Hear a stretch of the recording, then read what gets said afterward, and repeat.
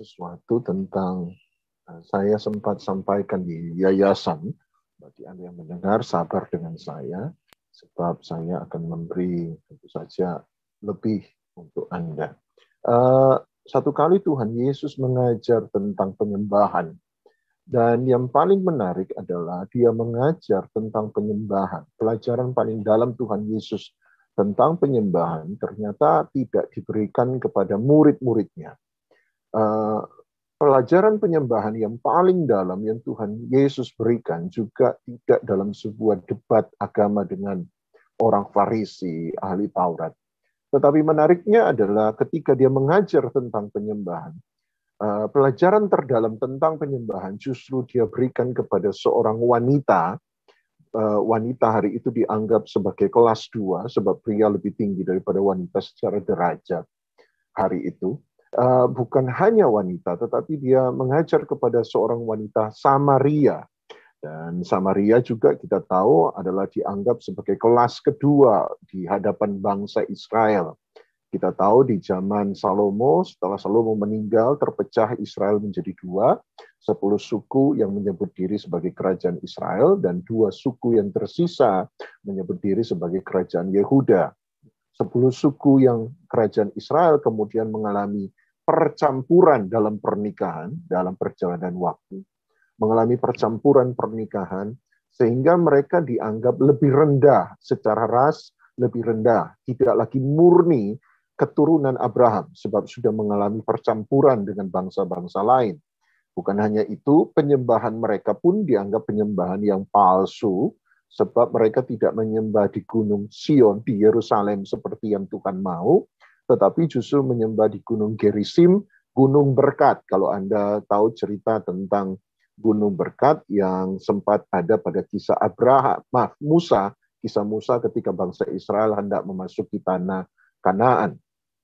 Nah, buat saya itu adalah sesuatu yang menarik. Jadi dia memberikan pada orang yang kelas 2, bukan kelas 1, bukan seorang yang dianggap murni, tetapi kelas 2.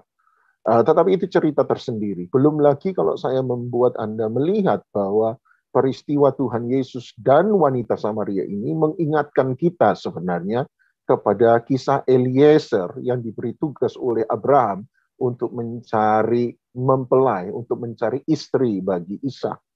Sebab peristiwanya sama persis seperti Eliezer ketemu dengan seorang perempuan di pinggir sumur, kemudian Eliezer meminta minum kepada perempuan tersebut. Berilah aku minum. Dan ternyata kalimat yang sama adalah kalimat yang dipakai oleh Tuhan Yesus ketika dia menyapa sang wanita Samaria. Dan permintaan Tuhan Yesus itu sama, berilah minum. Dan buat saya penyembahan adalah tempat di mana Tuhan menemukan mempelai Kristus. Buat saya itu adalah sebuah rema yang luar biasa. Jadi penyembahan adalah penyembah adalah tempat di mana dia menemukan mempelai Kristus, orang yang mencintai Yesus. Nah, tapi singkat cerita, saya langsung aja. Dalam Yohanes 4 ayat 23, Tuhan Yesus ketika bercerita tentang penyembahan, mengajar tentang penyembahan, yang menariknya adalah dia tidak mengajar soal penyembahan, tetapi dia mengajar soal penyembah sebenarnya. Ketika dia berkata bahwa Bapa mencari penyembah, Bapa tidak pernah mencari penyembahan, tetapi Bapa mencari penyembah. Ini keyakinan saya. Ini masih intermezzo, masih pendahuluan, semoga sabar dengan saya. Buat saya penyembahan hanyalah hasil dari sebuah penyembah. Penyembahan hanyalah produk dari seorang penyembah. Itu sebab itu dia tidak mencari penyembahan. Dia mencari penyembah. Sebab kalau dia menemukan penyembah, maka dia menemukan penyembahan. Sebab penyembahan hanyalah produk dari seorang penyembah. Kenapa Bapa mencari penyembah? Buat saya ini penting. Satu kali Tuhan Yesus ketika sementara ada dalam diskusi dengan orang Farisi, dia bilang begini, menurut kamu bahwa emas di bait suci lah yang membuat bait suci itu kudus. Menurut kamu, emas di bait suci lah yang menyucikan bait kudus. Kemudian dia berkata, menurut kamu pula bahwa korbanlah yang membuat mezbah itu menjadi kudus. Dia berkata, menurut kamu, korban, persembahanlah yang membuat mezbah menjadi suci. Kemudian Tuhan Yesus berkata, tetapi aku berkata kepadamu, bukan korban yang menyucikan mezbah, tapi mezbahlah yang menyucikan korban. Bukan emas yang menyucikan bait suci, tapi bait sucilah yang menyucikan emas. Dia mau bilang begini, bukan karena kita menyanyi lagu rohani, saya menjadi rohani. Bukan karena saya ada dalam gereja, saya menjadi pengikut Kristus. Dia bilang begini, kalau engkau seorang penyembah, kalau engkau orang yang rohani, maka apapun yang engkau lakukan, itu akan menjadi rohani. Apakah itu lagu rohani, ataukah itu sebuah pekerjaan sekuler biasa. Tetapi kalau kamu penyembah, kamu adalah penyembah, maka apapun yang kamu kerjakan, itu adalah persembahan, penyembahan di hadapan Tuhan. Bukan masuk gereja yang membuat engkau jadi pengikut Yesus. Tetapi karena engkau pengikut Yesuslah, dimanapun engkau berada, itu menjadi gereja. Makanya Bapa tidak mencari penyembahan, Bapa mencari penyembah. Sebab penyembahan hanyalah produk dari seorang penyembah.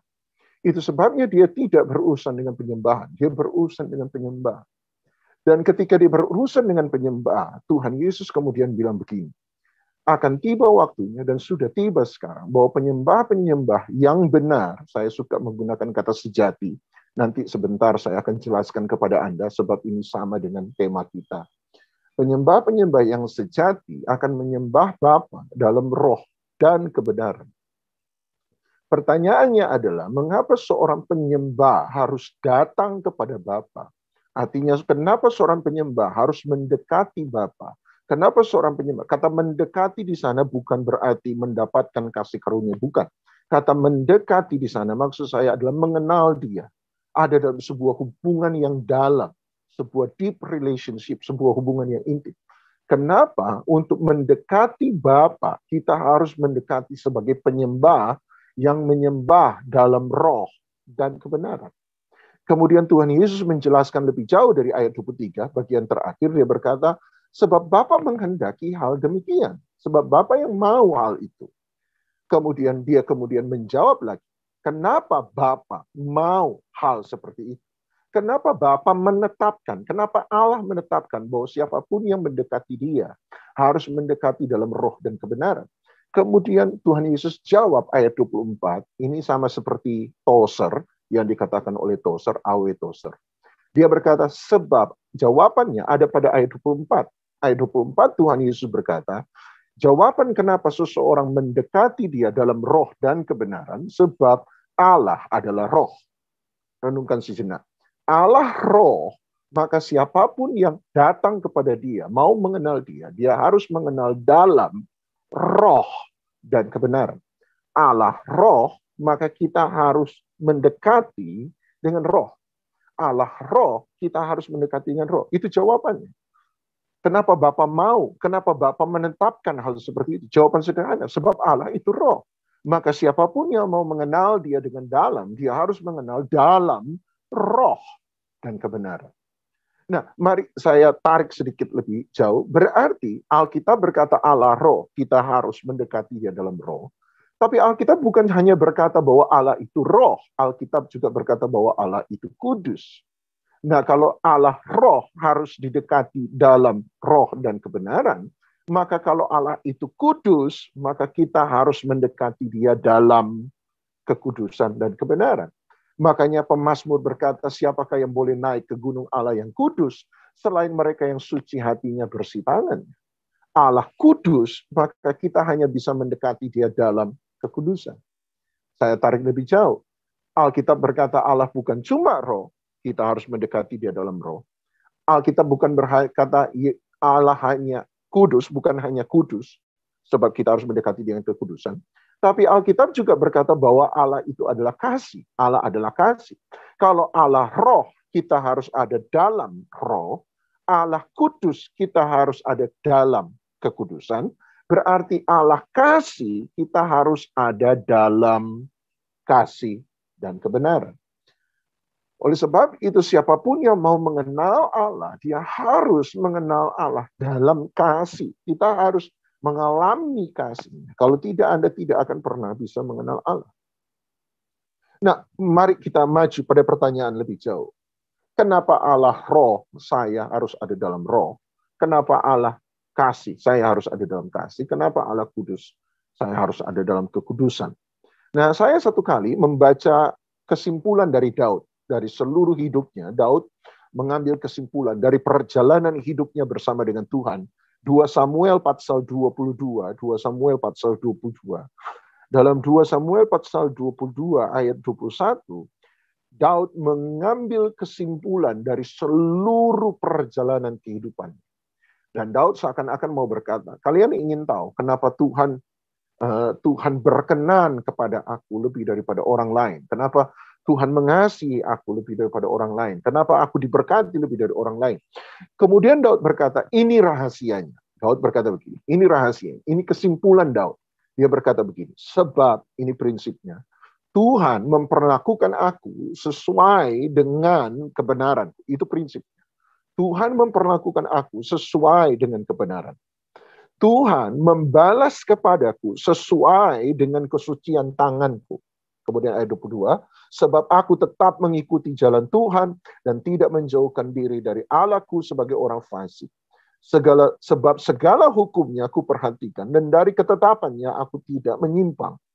Aku berlaku tidak bercela kepadanya dan menjaga diri terhadap kesalahan. Kemudian ayat 25 dia mengulang kembali ayat 21.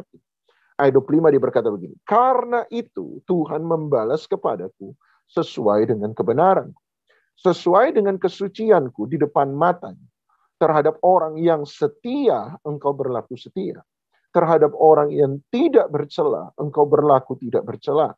Terhadap orang yang suci, engkau berlaku suci. Terhadap orang yang bengkok, engkau berlaku belat-belit, engkau berlaku bengkok. Daud bilang, ini kesimpulanku dalam perjalanan hidupku. Mengapa aku ngambil kesimpulan? Kenapa Tuhan berkenan kepadaku seakan-akan lebih daripada orang lain? Kenapa Tuhan berbelas kasihanku lebih daripada orang lain? Dia berkata, sebab aku menguduskan diriku. Aku menjaga setiap langkahku supaya ada dalam kebenaran Tuhan. Ketika aku jauh dari Tuhan, aku cepat-cepat kembali kepada Dia. Sebab dia berkata, sebab prinsipnya Tuhan selalu membalas kepada seseorang sesuai dengan kebenaran. Dan Daud berkata, ini prinsipnya. Aku lakukan itu semua sebab aku tahu satu hal. Tuhan memperlakukan seseorang sesuai dengan kebenaran. Kalau aku kudus, maka Tuhan akan memperlakukan aku kudus. Kalau aku suci, Tuhan memperlakukan aku suci. Kalau aku setia, Tuhan akan berlaku setia kepadaku. Kalau aku lurus, Tuhan akan berlaku lurus. Kalau aku keras, maka Tuhan akan memperlakukan aku dengan keras. Kalau aku lembut, maka Tuhan pun akan memperlakukan aku lembut. Kalau aku bengkok, maka Tuhan akan bengkok juga dengan aku, berbelat-belit dengan aku. Sebab Tuhan memperlakukan seseorang selalu sesuai dengan kebenaran. Nah, waktu saya baca ini, saya berpikir, jangan-jangan itukah sebabnya Tuhan Yesus berkata, Allah roh, kamu harus roh. Allah kasih, kamu harus kasih. Sebab Tuhan akan memperlakukan seseorang sesuai dengan kebenaran. Kalau kamu berlaku setia kepada Dia, kamu berlaku kudus kepada Dia, maka Allah akan kudus bagi kamu. Allah akan setia kepada kamu. Apakah itu jawabannya? Sampai satu kali saya datang pada 2 Timotius pasal 2. 2 Timotius pasal 2. Jadi gampang ingat ayat hari ini ya. Dua-duanya banyak. 2 Samuel 22, 2 Timotius 2, begitu ya. 2 Timotius 2 ayat yang ke-11. Saya temukan satu kali, Paulus ternyata punya pemikiran yang serupa. Tetapi Paulus menambahkan sesuatu yang sedikit berbeda. 2 Timotius 2 ayat 11, Paulus berkata begini. Benarlah perkataan ini. Jadi benarlah firman ini. Ini kata Paulus. Paulus berkata, jika kita mati dengan Dia, dengan Kristus, maka kita pun akan hidup dengan Dia. Dan buat saya ini benar. Kenapa benar? Sebab tadi 2 Samuel 22, Daud berkata ayat 21 dan ayat 25, sebab Tuhan memperlakukan seseorang sesuai dengan kebenarannya. Jadi ketika Paulus berkata, itu benar. Sebab jika kita mati dengan Kristus, maka kita pun akan hidup dengan Kristus. Semoga Anda setuju ya. Saya suka bilang cengli nggak, benar nggak, adil nggak. Kalau kita mati dengan Kristus, maka kita pun akan hidup dengan Kristus. Benar. Kenapa? Sebab Tuhan memperlakukan seseorang sesuai dengan kebenarannya. Ayat 12, Paulus kemudian melanjutkan dengan kalimat ini, dan Paulus berkata begini, jika kita bertekun, jadi kata bertekun di sana, saya sarankan Anda ganti dengan kata beriman, setia, sebab itulah arti kata iman, setia, bertekun. Jika kita bertekun, kita beriman, kita setia kepada Dia, maka kita pun akan ikut memerintah dengan Dia. Setuju? Setuju dong ya? Sebab kenapa? Sebab Tuhan memperlakukan seseorang sesuai dengan kebenarannya. Jika kita mati dengan Kristus, kita bangkit dengan Kristus. Jika kita setia, kita beriman, kita bertekun dalam Dia, maka kita pun akan memerintah dengan Dia. Kemudian Paulus lanjutkan lagi. Dan kali ini kalimatnya adalah kalimat konotasi negatif. Paulus berkata, jika kita menyangkali Dia, jika kita menyangkal Kristus, maka Dia pun akan menyangkal kita. Setuju? Setuju dong ya? Sebab Tuhan memperlakukan seseorang sesuai dengan kebenarannya. Kalau kita mati dengan Kristus, kita hidup dengan Kristus. Kita bertekun, setia, beriman, kita akan ikut memerintah bersama-sama dengan Dia. Kalau kita menyangkali Dia, Tuhan memperlakukan seseorang sesuai dengan kebenarannya. Maka Tuhan pun akan menyangkali kita.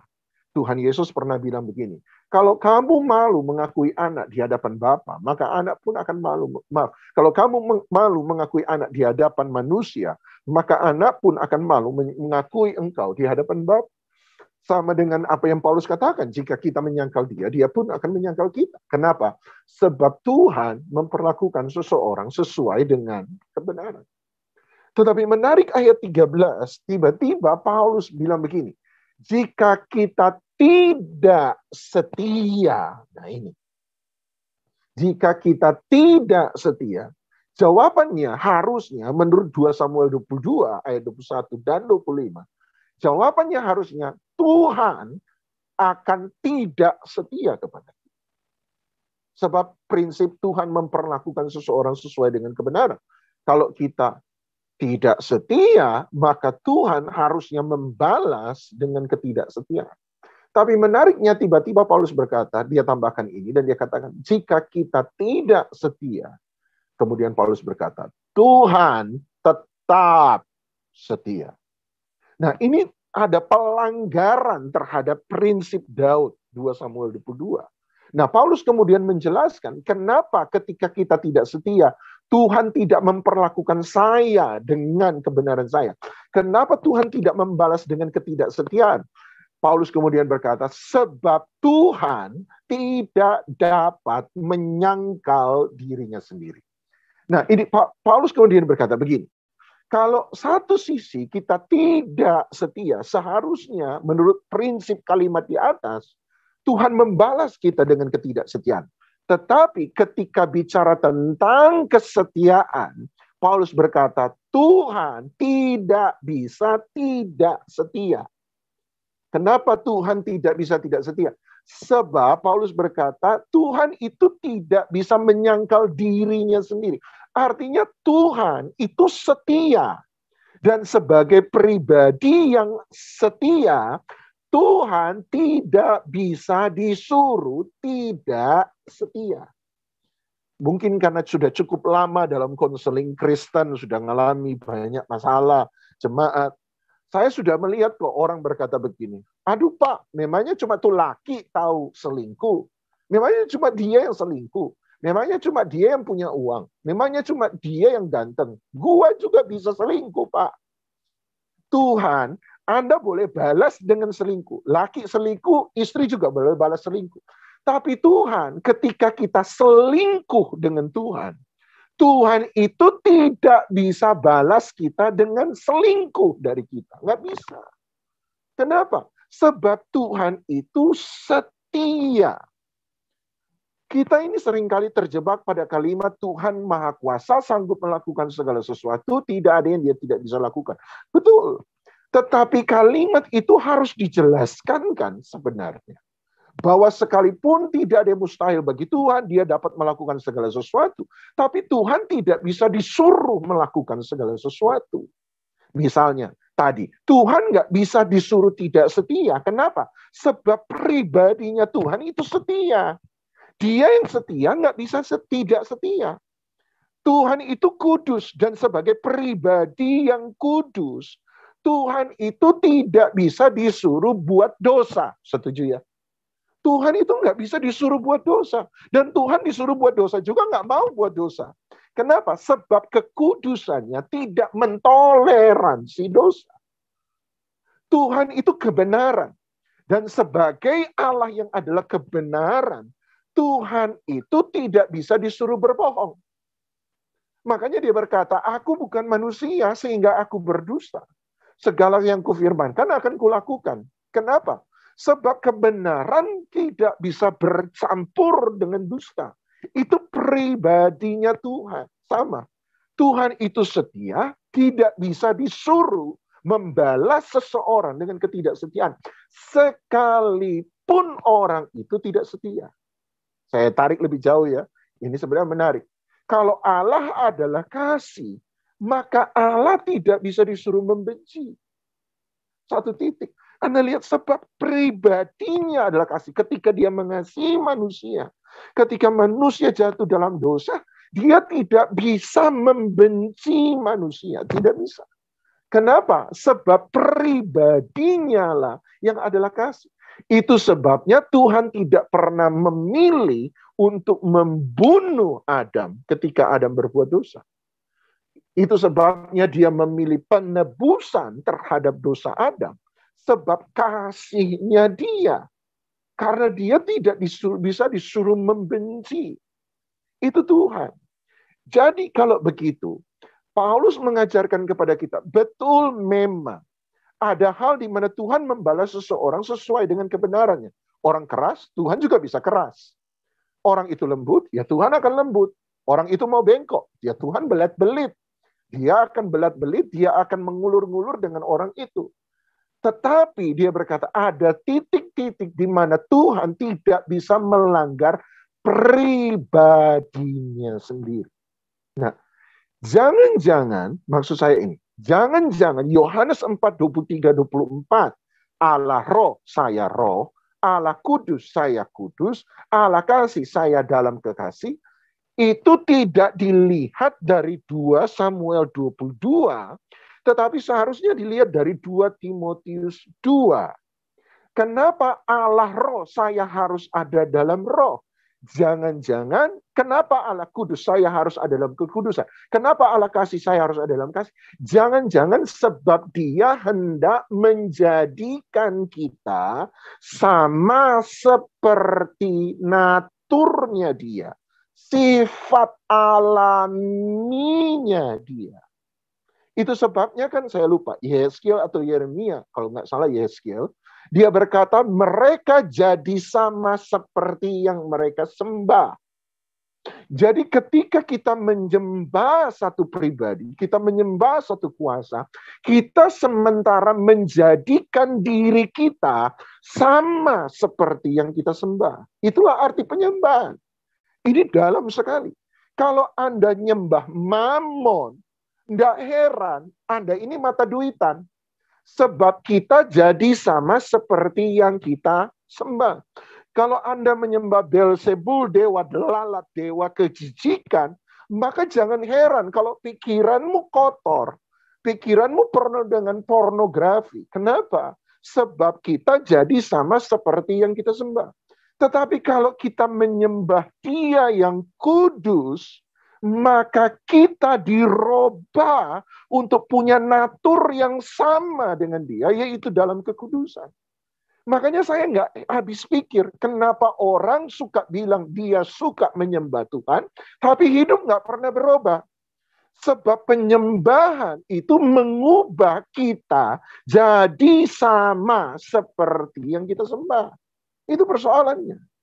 Kalau Anda keras kepala, kalau Anda berkutat dalam dosa, kalau Anda lebih suka ada dalam kejahatan, jangan-jangan yang kita sembah itu bukan Allah dalam Kristus Yesus. bukan Allah yang kudus. Kalau Anda membenci orang, jangan-jangan yang Anda sembah itu bukan Allah Abraham, Ishak, Yakub, Allah Israel, Bapa yang diperkenalkan oleh Yesus Kristus. Jangan-jangan begitu. Sebab kita ini dalam penyembahan mengubah natur kita, sifat alami kita jadi sama seperti Dia. Nah, sekali lagi, kalau saya tarik lebih jauh, kenapa Dia mau mengubah natur kita? Kenapa penyembah menjadi sesuatu yang sangat penting? Bukan penyembahannya, penyembahnya menjadi sesuatu yang sangat penting. Kenapa kita harus serupa dengan Dia? Nomor saya ada 2 alasan utama. 1, saya dibuat serupa dengan Dia, buat saya supaya saya bisa berjalan bersama-sama dengan Dia. Supaya saya bisa berjalan bersama-sama dengan Dia. Amos 3 ayat 3, mohon maaf saya lupa ngasih. Amos 3 ayat 3 berkata begini, dapatkah 2 orang berjalan sama-sama kalau mereka tidak sepakat? Itu ayatnya bunyinya begitu. Dapatkah 2 orang jalan sama-sama? If they are not in agreement, kalau mereka tidak ada dalam kesepakatan. Aslinya adalah mereka tidak dalam satu perjanjian. Dapatkah 2 orang berjalan sama-sama? Kalau mereka tidak sepakat, nilai-nilainya tidak sama. Apakah 2 orang jalan sama-sama? Kalau mereka tidak pernah sepakat dalam tujuan pergi kemana? Apakah 2 orang jalan? Apakah suami istri dapat terus menjaga pernikahan mereka tetap langgeng? Tetap langgeng kalau nilai mereka nggak sama. Prinsip mereka nggak sama. Visi mereka nggak sama. Tujuan mereka nggak sama. Yang lalu Bill Gates baru menyatakan perceraiannya dengan Melinda Gates. Dan persoalannya bukan persoalan orang ketiga, Bill Gates dan Melinda Gates mengatakan.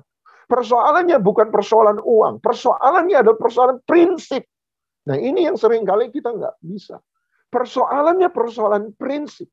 Ada hal-hal yang sangat prinsipil bagi Melinda. Tetapi ternyata bukan sesuatu yang prinsipil bagi Bill. Dan satu titik, mereka harus berpisah. Kenapa? Sebab nggak mungkin 2 orang jalan sama-sama. Kalau mereka tidak sepakat. Mereka tidak satu dalam nilai. Tidak satu dalam prinsip. Tidak satu dalam value. Tidak satu dalam tujuan. Nggak mungkin. Satu titik kita dengan Tuhan sama. Kalau kita nggak pernah sama value dengan Dia. Kita nggak pernah sama prinsip dengan Dia. Kita nggak punya kesamaan keinginan dengan Dia. Kita nggak punya kesamaan purpose tujuan dengan Dia. Satu titik kita akan berpisah dengan Tuhan. Menarik kan dalam doa Bapa kami. Di akhir dari doa Bapa kami. Tiba-tiba Tuhan Yesus mengingatkan sesuatu. Dia menggarisbawahi dari sekian banyak poin dalam doa Bapa kami. Tiba-tiba dia menggarisbawahi satu poin. Dia menstabilo satu poin. Poin apa yang dia garis bawahi? Soal kebutuhan roti? Enggak. Soal kerajaan surga muka bumi? Enggak. Soal pencobaan setan? Juga enggak. Soal Bapa di surga? Juga enggak. Dia menggarisbawahi hanya satu poin. Dia berkata, di akhir doa Bapa kami, sudah selesai. Tiba-tiba dia berkata, oh ya, tolong ingat baik-baik satu hal. Kalau kamu tidak mengampuni saudaramu, maka Bapamu di surga juga tidak akan mengampuni kesalahan. Selama ini kita diajar dalam gereja, dan saya percaya, bahwa saya menerima pengampunan dosa bukan karena kebaikan saya. Saya menerima pengampunan dosa karena anugerah keselamatan yang Tuhan berikan. Semoga Anda bilang amin. Tetapi menarik, ayat itu tiba-tiba bilang begini. Ini bikin pusing banyak teolog sebenarnya. Ayat itu bilang begini. Kalau kamu tidak mengampuni kesalahan saudaramu, Bapamu di sorga tidak akan mengampuni kesalahan. Bapak Ibu, renungkan sejenak. Kalau hanya semata-mata berdasarkan ayat itu, saya tanya sama Anda. Kalau semata-mata hanya berdasarkan ayat itu, berarti pengampunan Bapa kepada kita, pengampunan dosa itu terjadi karena perbuatan kita atau karena anugerah? Tolong jangan dijawab, nanti salah jawab. Untung semua silent. Ayat itu jadi banyak sekali pergumulan dengan teolog-teolog. Saya setuju dengan pendapat seorang profesor teologi namanya Jack Deere. Jack Deere bilang begini. Bagi saya, Ayat itu hanya bisa diterjemahkan dalam terang Amos 3 ayat 3 yang tadi saya katakan. Kenapa? Ayat itu tidak berbicara tentang pengampunan dosa ketika kita pertama kali menerima Yesus sebagai Tuhan dan Juru Selamat. Tapi Jack Deere bilang begitu. Ayat itu bicara tentang ketika kita sudah selamat. Dan kita berjalan bersama-sama dengan Dia. Maka ada hal-hal di mana kita harus menyamakan diri kita dengan keinginannya Dia. Kalau Tuhan mau kita mengampuni, kemudian Anda nggak mau mengampuni. Tuhan suruh lagi ngampuni, Anda juga tidak mau ngampuni. Tuhan suruh ngampuni, Anda nggak mau lagi ngampuni. Satu titik, Anda akan berpisah jalan dengan Tuhan, kata Jack Deere. Engkau akan berpisah jalan dengan Tuhan. Tuhan ke kanan, engkau ke kiri. Sebab apa yang Tuhan mau, itu bukan menjadi kehendak. Itu yang Jack Deere katakan. Kita nggak bisa jalan dengan Tuhan. Berarti kekudusan. Kekudusan bukanlah perintah, kewajiban dari sebuah agama. Kalau begitu kekudusan itu apa? Kekudusan adalah sesuatu yang lahir dari kehidupan kita.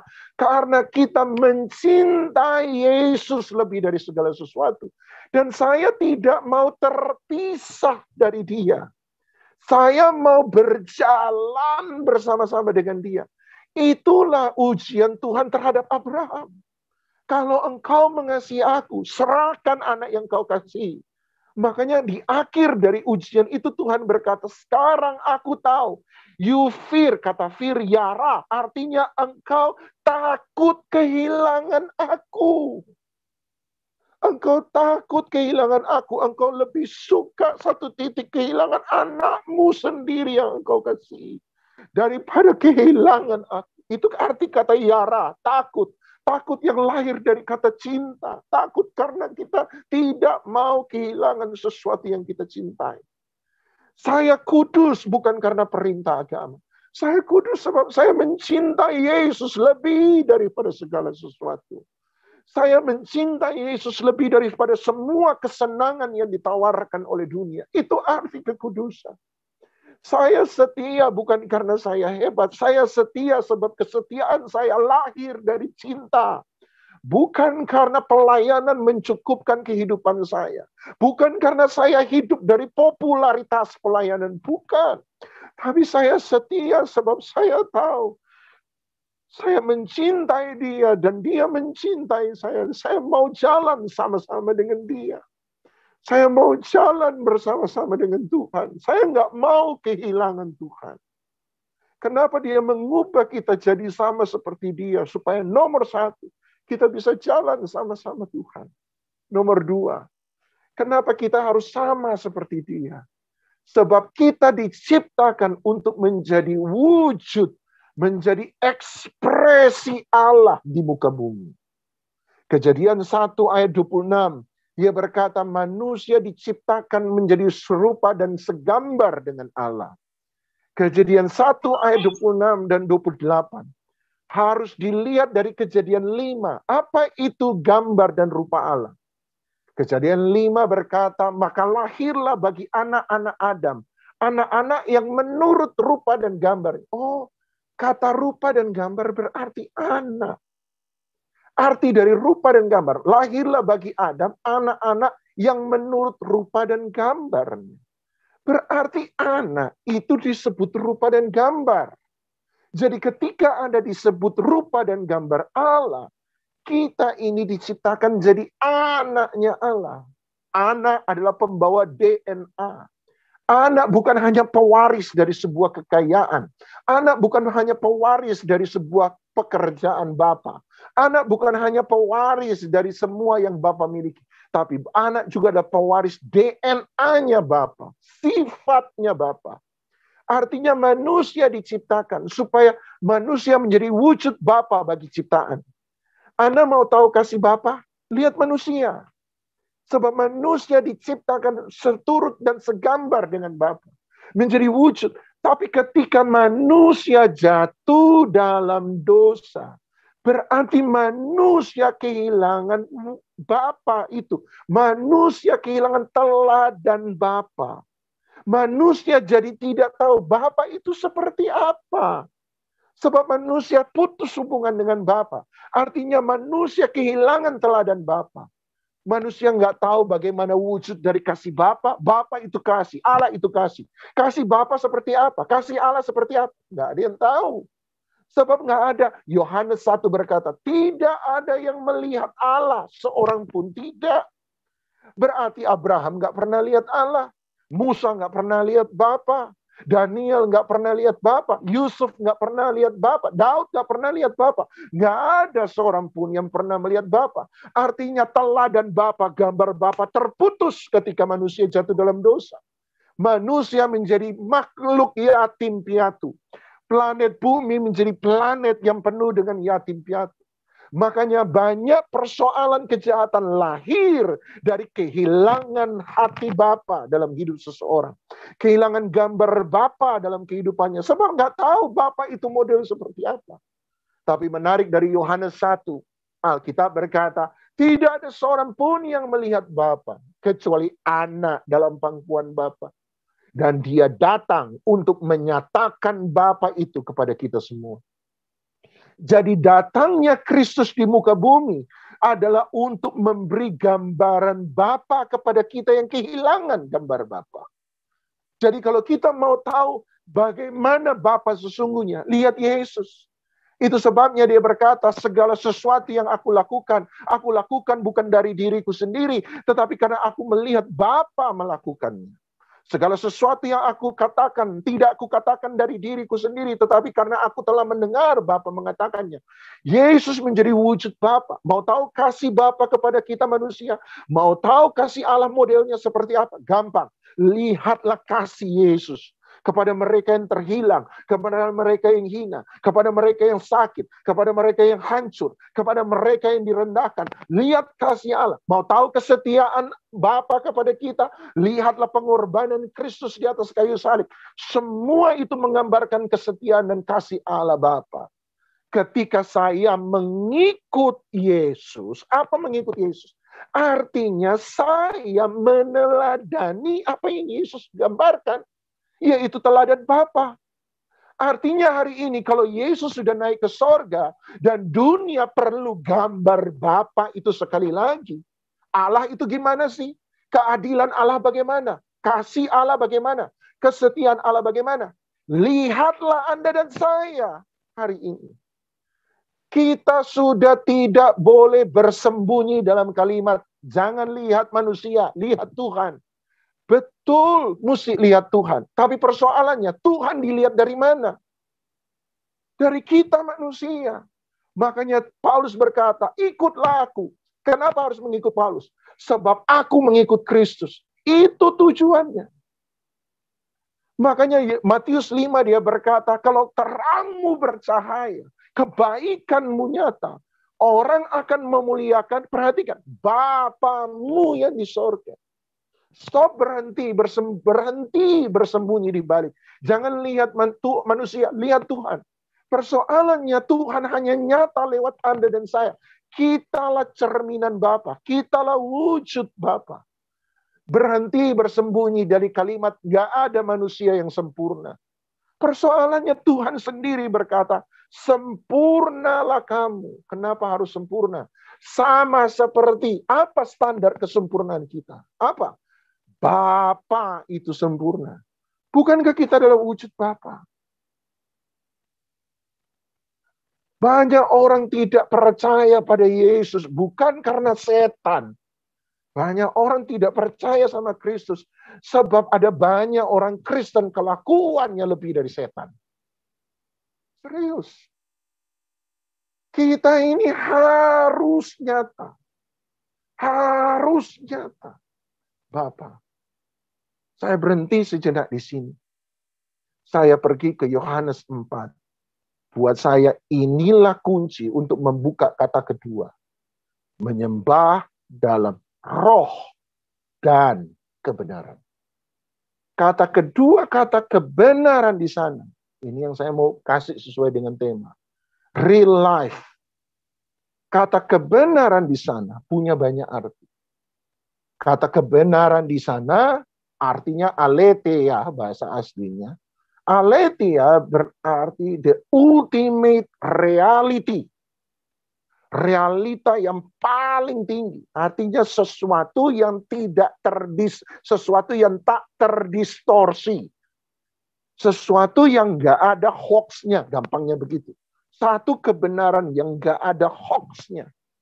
Makanya kata aletheia, menyembah dalam roh dan kebenaran, itu digunakan ulang ketika Tuhan Yesus berkata, Bapa menghendaki penyembah-penyembah yang benar. Kata benar di sana menggunakan kata sifat aletos, aletheia bahasa kata benda, aletos kata sifat. Jadi kata penyembah yang benar itu kalau mau gampangnya, benar di situ bukan hanya kebenaran mutlak, tetapi kata benar di situ sesuatu yang sejati, tidak ada kepalsuan. Tuhan is the ultimate reality. Realita yang paling tinggi, puncak. Berarti semakin kita mendekati pada sebuah realita, kita akan mengenal Tuhan makin dalam. Renungkan aja sebentar. Semakin kita mendekati realita, the ultimate reality, maka kita akan mengenal Tuhan semakin dalam. Yesus ada ketika dia membawa kebenaran, adalah dia membawa kita kembali pada real life, true life tadi, atau true self, diri kita yang sesungguhnya, real life. Coba Anda lihat, saya lupa ngasih ke Esther juga. Lukas pasal 3, coba Anda lihat. Lihat apa yang Yohanes Pembaptis katakan tentang apa yang Yesus kerjakan. Lukas pasal 3 ayat 3 sampai 6. Wah. Lukas 3 ayat 3 sampai 6. Lukas 3 ayat 3, maka datanglah Yohanes ke seluruh daerah Yordan dan menyerukan, bertobatlah. Jadi metanoia, robat cara berpikirmu dan berilah dirimu dibaptis dan Allah akan mengampuni dosamu. Ayat 4. Seperti ada tertulis dalam kitab nubuat Yesaya, ada suara yang berseru-seru di padang gurun. Persiapkanlah jalan untuk Tuhan, luruskanlah jalan baginya. Perhatikan ayat 5. Setiap lembah akan ditimbun. Setiap gunung dan bukit akan diratakan. Setiap yang berliku-liku akan diluruskan. Setiap yang berlekuk-lekuk, yang kasar, yang ada lubangnya, akan diratakan. Dan semua orang akan melihat keselamatan yang dari Tuhan. Bagaimana cara Tuhan mengembalikan real life atau true self kepada kita, kepada seseorang. Jadi karya keselamatan adalah mengembalikan orang pada dirinya yang sesungguhnya. Ayat 5 tadi berkata ada 4 hal. Yang lebah, yang di bawah akan diangkat naik tinggi. Sebab yang di bawah akan ditimbun supaya naik ke atas.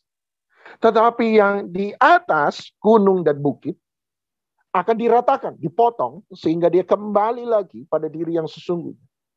Yang bengkok, yang menyebar ke kiri dan ke kanan akan diluruskan kembali pada diri yang sesungguhnya. Yang berlobang-lobang, yang tidak rata akan diratakan, yang tidak mulus, bahasa King James, not smooth. Sesuatu yang kasar, rough, itu akan dibuat smooth, dibuat rata. Nah, saya satu kali lihat ini ayat, saya dapat khotbah bagus sekali. Dan sang pembicara membawa saya pada ayat ini. Coba Anda lihat Lukas 15. Ingat ada 4 hal yang Tuhan lakukan supaya seseorang kembali pada real life-nya. 1, yang di bawah dinaikkan supaya jadi rata. Tapi yang di atas, gunung dan yang semula. Yang bengkok-bengkok diluruskan supaya kembali pada posisi yang semula. Yang tidak rata diratakan supaya kembali pada posisi, kembali pada the ultimate reality. Kembali pada real life kita, pada true self kita. Nah, Lukas pasal yang Maafkan saya. Lukas pasal 15 cerita tentang anak terhilang. Lukas 15 ayat 17. Nah, King James Version Lukas 15 ayat 17 bilang begini. Lukas 15:17, lalu dia menyadari keadaan. Situ saja. Tapi di King James Version bagus sekali. Kalau Anda sempat buka Alkitab Anda di handphone atau apa, Anda lihat di King James Version, dia berkata, lalu dia menyadari keadaannya. Dalam King James Version ditulis, and when he came to himself. Wah. Ketika anak bungsu itu kembali kepada dirinya sendiri. Nah, berarti King James ini bagus sebab dia pakai bahasa puisi. Dan buat saya bahasa puisi adalah bahasa jiwa. Dia bilang berarti selama ini anak bungsu, anak yang terhilang tadi, itu berlaku sesuatu yang bukan dirinya sendiri. And he came to himself. Dia kembali kepada dirinya sendiri. Nah, Anda tahu bahwa persoalan dalam anak terhilang bukan hanya persoalan anak bungsu, tetapi persoalan anak terhilang juga bicara tentang faktor kedua, anak sulung. Dan buat saya anak bungsu dan anak sulung sama-sama terhilang sebab mereka kehilangan dirinya sendiri. Kalau saya bisa bilang begini, anak bungsu seperti lembah, dia ada di bawah dari dirinya sendiri. Dan mereka yang di lembah harus apa? Ditimbun supaya naik. Tapi anak sulung itu adalah anak yang merasa di atas. Merasa di atas. Dan merasa di atas ini harus diratakan supaya kembali to himself. Kalau anak bungsu adalah anak yang karnal, yang duniawi. Sebab merasa dia gagal, merasa dia hancur. Dengar, kegagalanmu, kehancuranmu, sakit penyakitmu, Pak, semua persoalan yang engkau hadapi hari ini, that's not your real self. Itu bukan dirimu yang sesungguhnya. Kalau engkau merasa menjadi rendah diri hanya karena keadaan, saya nggak punya banyak, saya bukan orang yang berhasil, saya bukan orang yang bisa, saya bukan orang yang mampu, Anda merasa rendah. Maka Anda harus dikembalikan. Yesus datang untuk mengembalikan kita pada posisi kita yang semua. Real life, true self-nya kita. Kalau anak bungsu merasa duniawi sebab merasa gagal, merasa rusak, merasa hancur, merasa tidak berarti, merasa tidak berbuat banyak. Maka anak sulung saya bilang adalah seorang Farisi. Sebab Yesus bicara Lukas 15 untuk orang Farisi. Dan anak sulung itu adalah gambaran dari orang Farisi. Sebab merasa lebih bisa, merasa lebih tahu, merasa lebih rohani, merasa lebih hebat, merasa lebih baik, merasa lebih suci, merasa lebih benar. That's not your real self. Kalau kita lebih baik, punya rumah tangga lebih baik dari orang lain, that's not your real self. Paulus pernah bilang satu hal. 2 Korintus 12. 2 Korintus 12. 2 Korintus 12. 2 Korintus 12 ayat yang kedua. Saya tambah satu lagi. 2 Korintus 12 ayat yang kedua. Paulus bilang begini, aku tahu tentang, ini pintar sekali Paulus. Aku tahu tentang seseorang Kristen. 14 tahun yang lampau, entah di dalam tubuh, in body. Aku tidak tahu entah di luar tubuh, out of body. Aku tidak tahu, Allah yang mengetahuinya. Orang itu tiba-tiba diangkat ke tingkat yang ketiga dari surga. Aku juga tahu tentang orang itu. Benar sekali dia berkata, aku tahu orang itu. Entah di dalam tubuh, in body. Atau di luar tubuh, out of body. I cannot tell. Aku tidak tahu. Allah yang mengetahuinya. Ia tiba-tiba diangkat ke Firdaus. Dia mendengar kata-kata yang tak terkatakan, yang tidak boleh diucapkan manusia. Atas orang itu aku hendak bermegah. Tetapi atas diriku sendiri aku tidak akan bermegah selain atas kelemahan-kelemahan. Menarik sekali Paulus bilang begini. Aku tahu seseorang. Kita tahu, Anda yang belajar Alkitab tahu bahwa Paulus tidak membicarakan orang lain. Paulus sementara membicarakan siapa?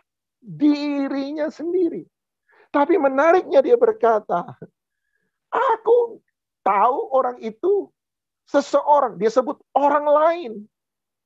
Dan dia berkata, orang lain ini pernah mengalami outer body experience, pengalaman keluar dari tubuhnya. Nah, ada yang below self, di bawah diri sendiri. Ada yang above self, di atas diri sendiri. Ada yang outer self. Out self. Sebab mengalami pengalaman rohani. Diangkat di sorga, pernah lihat malaikat, dapat nubuatan pewahyuan suara Tuhan langsung. Dan Paulus berkata, that's not myself. Itu bukan diri.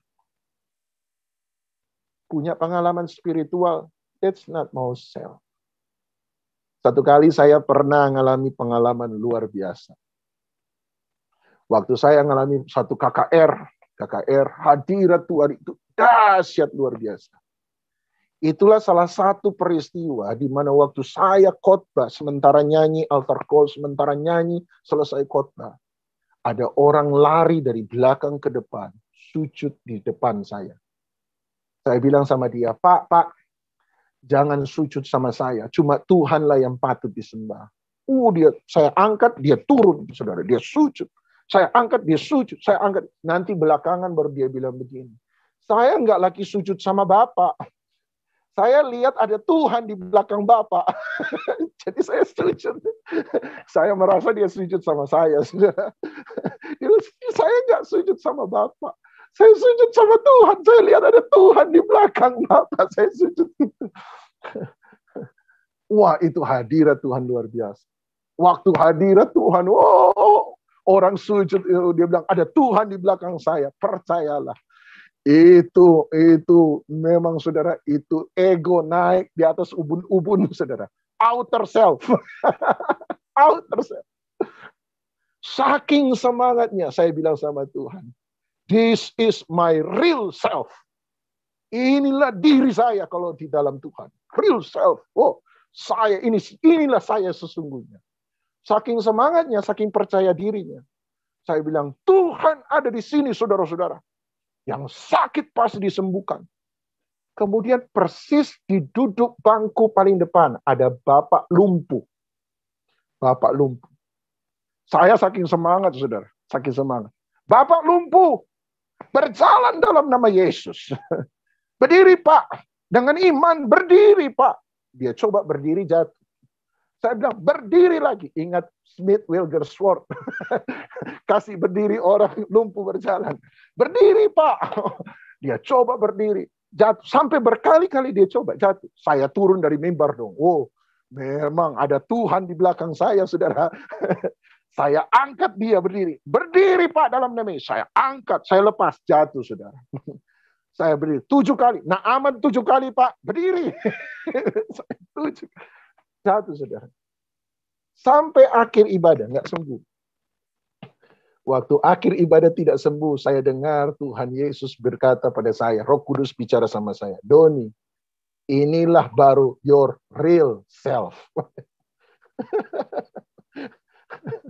Tanpa urapan, tanpa hadirat, this is your real self. Hari itu baru saya sujud menyembah, malu minta ampun. Tambah malu saudara, waktu pendetanya telepon 3 bulan kemudian. Pendeta gembalanya telepon saya, Pak Doni masih ingat Bapak lumpuh yang Pak Doni doakan?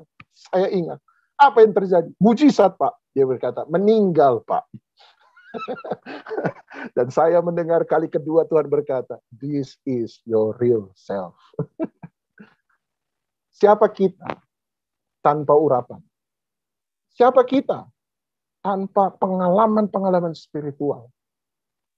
Apakah Tuhan menghargai kita lebih hanya karena kita punya karunia lebih dari orang lain? Jangan lupa, itu karunia. Artinya Tuhan beri kepada siapapun yang dia mau. Apakah saya lebih baik dari orang lain karena hidup saya sukses, berhasil, lebih baik dari orang lain? Sama seperti anak sulung. Jangan lupa, itu juga karunia. That's not your real self. Siapa saya? Apakah saya gagal, saya rusak, saya hancur, saya bukan siapa-siapa, saya ditinggalkan orang tua, saya tidak berharga, tidak berarti, saya tidak bisa, saya penyakitan, saya belum sembuh? Itu juga bukan menunjukkan siapa kita. Kalau begitu, siapa kita? Aletos, real yang sesungguhnya. Ya tadi itu tadi. Siapa? Orang yang berjalan bersama-sama dengan Tuhan. Yang kedua, kitalah gambar Allah di muka bumi. Gambar kesetiaan, gambar kasih, gambar kekudusan Allah. Gambar keadilan Allah. Menarik kan ketika Musa bertanya pada Tuhan. Musa bertanya, siapakah aku ini? Di semak belukar bernyala-nyala. Siapakah aku ini sehingga engkau mengutus aku? Saya suka terjemahan dari Bill Johnson ketika dia berkata, ketika Tuhan dengar pertanyaan itu, siapakah aku? Tuhan jawab, bukankah kita sesungguhnya? Siapa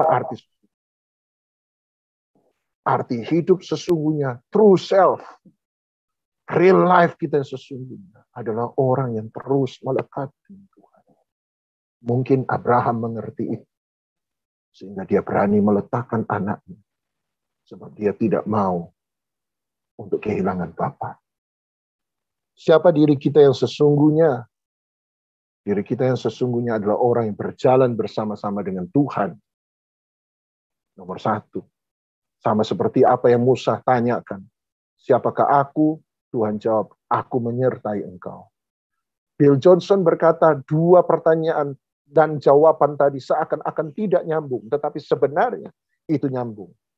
Waktu Musa bertanya, siapakah aku? Tuhan jawab, aku menyertai engkau. Artinya engkau adalah pribadi yang aku ajak berjalan bersama-sama dengan aku.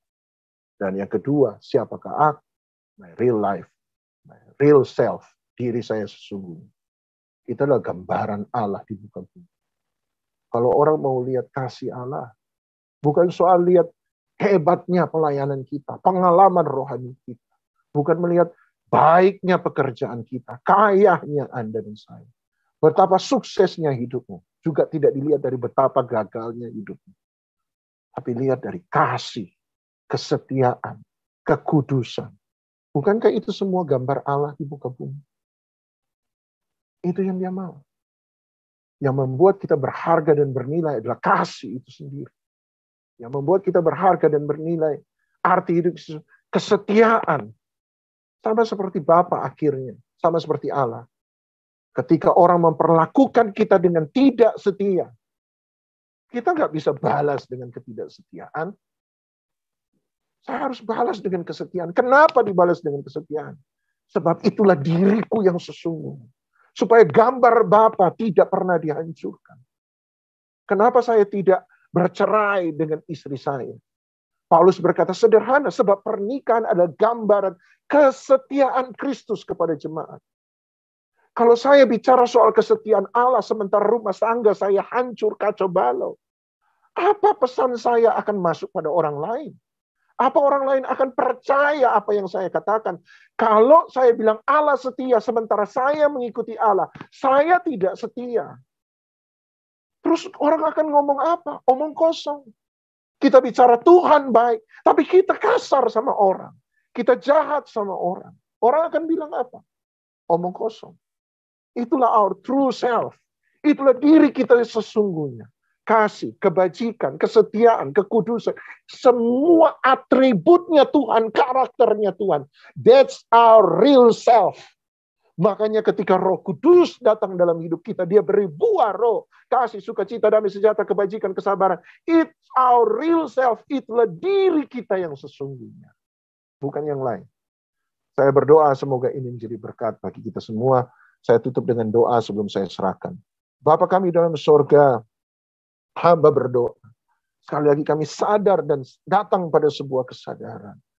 Bahwa sebenarnya engkau berurusan bukan dengan tetek bengek, remeh-temehnya kami. Dengan apa yang kami buri, apa semua penyembah. Bukan. Tapi engkau berurusan dengan penyembah pribadi kami. Sebab engkau tahu bahwa penyembahan hanyalah produk dari seorang penyembah. Oleh sebab itu engkau bentuk kami jadi pribadi yang jalan sama-sama engkau. Dan yang kedua, jadi pribadi yang menjadi wujud.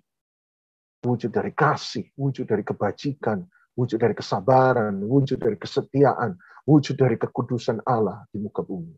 Terima kasih Tuhan. Biarlah kami kembali pada real self kami. Kami tidak menaruh nilai harga diri kami pada kegagalan kami, pada keadaan kami, pada keberhasilan kami, pada pengalaman rohani kami. Tapi kami menaruh siapa diri kami sesungguhnya. Hanya dalam pribadi-Mu. Dalam nama Yesus kami sudah berdoa. Amin.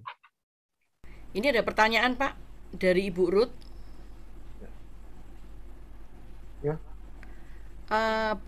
Mohon tanya Pak, kalau menurut Matius 6 ayat 15 berarti pengampunan Tuhan tergantung pada tindakan kita terhadap sesama.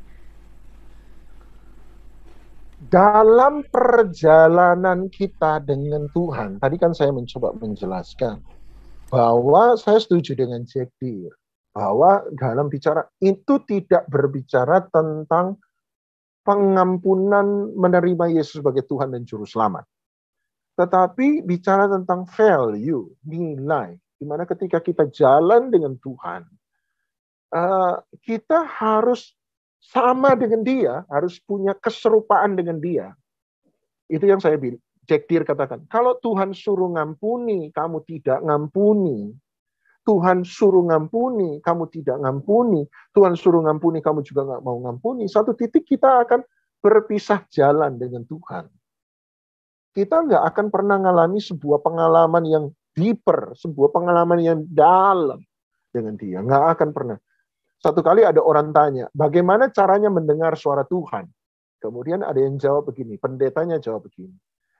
Saya percaya kalau Tuhan itu hidup, maka dia akan selalu berbicara. Persoalannya banyak orang tidak mendengar suara Tuhan, sebab ketika dia berbicara pertama kali, mereka tidak pernah melakukan apa yang dia katakan. Sekali lagi ya. Sebenarnya pendeta itu ditanyai, bagaimana cara mendengar suara Tuhan? Dia bilang begini, pendetanya jawab begini. Saya percaya karena Tuhan hidup, maka dia berbicara. Persoalannya adalah banyak orang tidak bisa mendengar suara Tuhan, bukan karena dia tidak pernah mendengar suara Tuhan. Banyak orang tidak mendengar suara Tuhan sebab ketika Tuhan menyuruh dia sesuatu pertama kali, Tuhan bicara, apa yang Tuhan katakan, dia tidak pernah lakukan. Tuhan ngomong, nggak pernah bikin. Tuhan ngomong, nggak pernah bikin. Tuhan ngomong, nggak pernah bikin. Tuhan diam. Kenapa dia diam? Dia baru bicara kalau Anda bikin. Semoga Anda nangkep. Tuhan suruh, Anda nggak pernah lakukan. Kita ini lebih suka koleksi nubuatan dan tidak pernah mau menjadi pelaku kebenaran. Setuju ya? Kita ini juga kolektor khotbah. Persoalannya kita bukan pelaku dari khotbah yang kita dengar. Tuhan khotbah nggak pernah dengar, Tuhan khotbah nggak pernah dengar, Tuhan bicara nggak pernah dengar. Tuhan satu kali kan dia diam. Dia tunggu Anda lakukan dulu apa yang dia suruh pertama, baru dia akan bicara kali kedua. Makanya dia, firman-Mu pelita bagi kakiku. Nah, saya suka kata pelita. Pelita kan terangnya kecil, cuma bisa mengarahkan 1-2 langkah ke depan.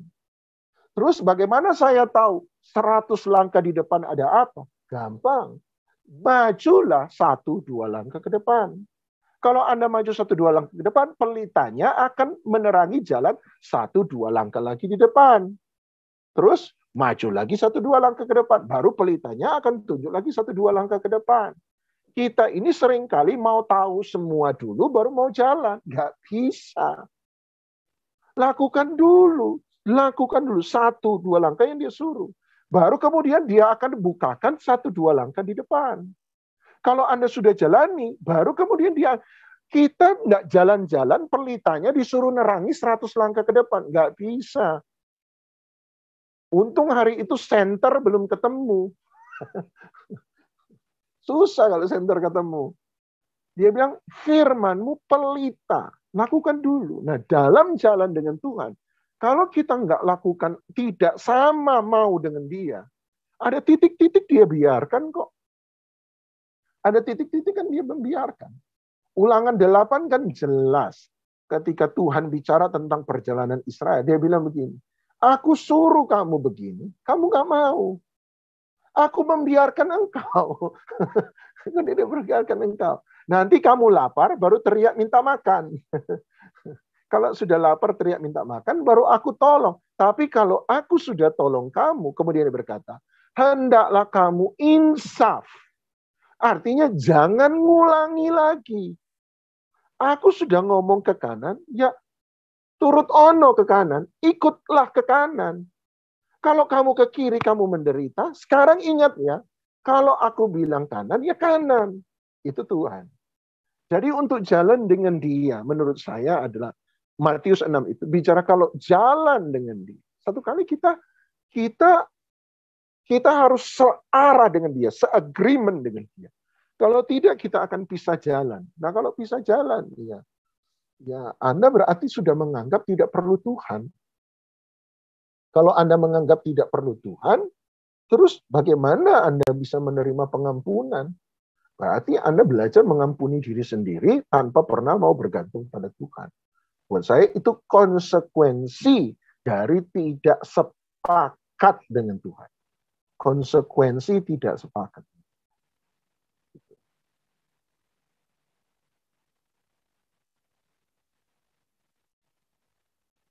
Ya, thank you Pak Doni. Yang kedua dari Pak Johan, bagaimana dengan pernyataan Tuhan Musa bertatap muka dengan Tuhan, sedangkan Yesus bilang tidak seorang pun pernah bertemu dengan Bapa? Ya, muka di situ kan nggak bisa diartikan sesungguhnya muka dalam arti benar. Sebab misalnya dalam Keluaran 32, Musa berkata, show me thy glory. Nah, saya baru ngomong dengan Bu Cingin.